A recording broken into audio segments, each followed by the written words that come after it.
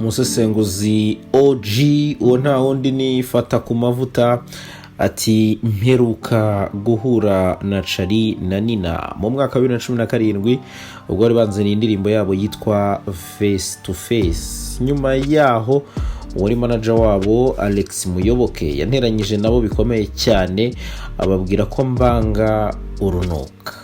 Ndabyibuka cyane icyo gihe Alex yaje kuri Contact TV andegera wari umuyobozi wanjye ndetse amusaba ko nasaba imbabazi iri tsinda nyuma yo kuvuga ko nubwo bakunzwe kandi bagezweho b'icyo gihe ariko ingufu n'umurava bagaragaza kuri stage byari ku rwego rwo hasi cyane. Ibi ntabwo byaje gushimisha manager wabo ari nabwo yafataga umwanzuro ko aba bakobwa batazagaruka mu kiganiro cyanjye. Ibi rero bivuze kugira ngo mbwire Charly na Nina ko nta rwango mbafitiye nta n'urwo nigeze mbagirira, byari akazi kanjye nkuko nabo bakora akabo bishimye.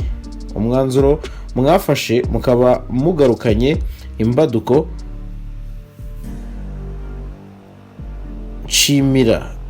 nkimara kumenya amakuru yuko stage yanyu ya mbere izabera mu mujyi wa Goma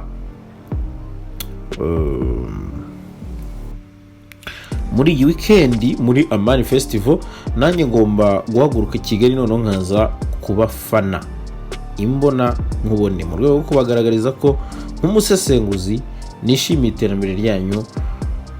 Mu magambo make mwanditse mwavuze ngo twari tubakumbuye.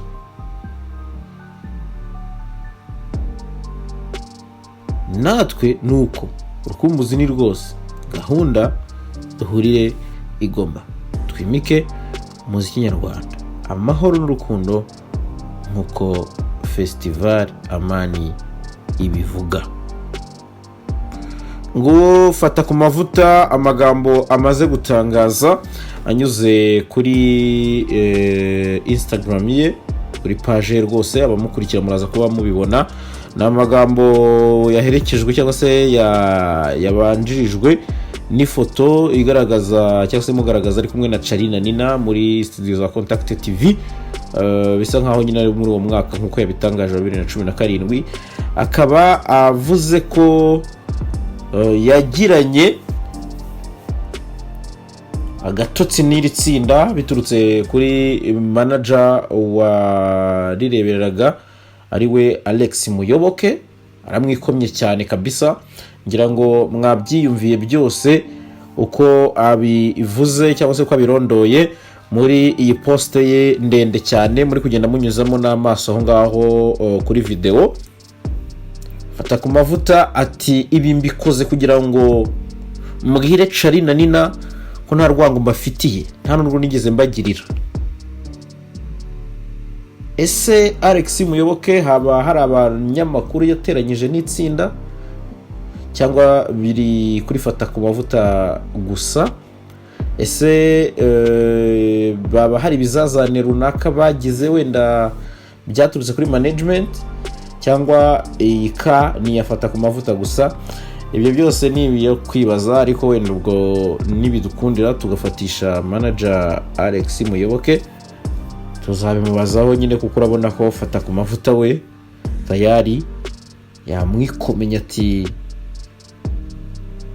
Alex Muyoboke yanteranyije nabo bikomeye cyane ababwira ko mbanga urunuka. So urumva ko ni ikintu gikomeye kuba umuntu yabwira undi ngo kanaka kwanga ndetse urunuka, niba wenda atari ibyo gukabya byacu. Ngira ngo n'amagambo maremare cyane wenda nayabasubiriramo bwa nyuma kuba shaka ko yabasomera kugira ngo byihute. Wenda niba uri nko kudukurikira utari kureba muri video ushobora kuba ushaka kumva uko yatangaje. Fata ku Mavuta kuri Instagram ye yanditse ati mperuka guhura na Charly na Nina mu mwaka wa 2017 ubwo bari banzaniye indirimbo yabo yitwa Face to Face. Nyuma yaho wari manager wabo Alex Muyoboke yanteranyije nabo bikomeye cyane, ababwira ko mbahanga urunuka. Nabyibuka cyane icyo gihe Alex yaje kuri Contact TV andegera wari umuyobozi wanjye, ndetse amusaba ko nasaba imbabazi ritsinda, nyuma yo kuvuga ko nubwo bakunzwe kandi bagezweho b'icyo gihe, ariko ingufu n'umurava bagaragaza kuri stage byari ku rwego rwo hasi. Ibi ntabwo byaje gushimisha manager wabo, ari nabwo yafataga umwanzuro ko aba bakobwa batazagaruka mu kiganiro cyanjye. Ibi rero mbivuze kugira ngo mbwire Charly na Nina ko nta rwango mbafitiye, nta nubwo nigeze mbagirira, byari akazi kanjye nk'uko nabo bakora kabo bishimye. Umwanzuro mwafashe mukaba mugarukanye imbaduko,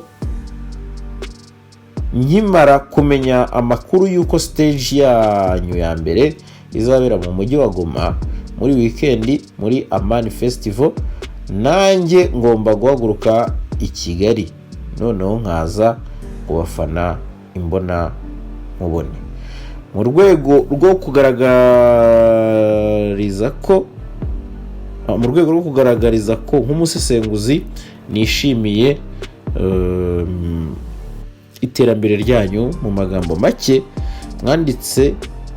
mwavuze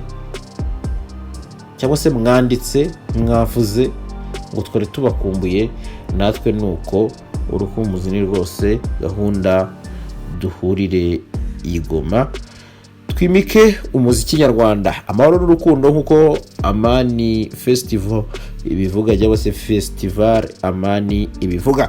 So nibyo ngibyo rero, ubwo namwe muraduha ibitekerezo. Ese kugaruka kwa Charly na Nina mubyakiriye mute?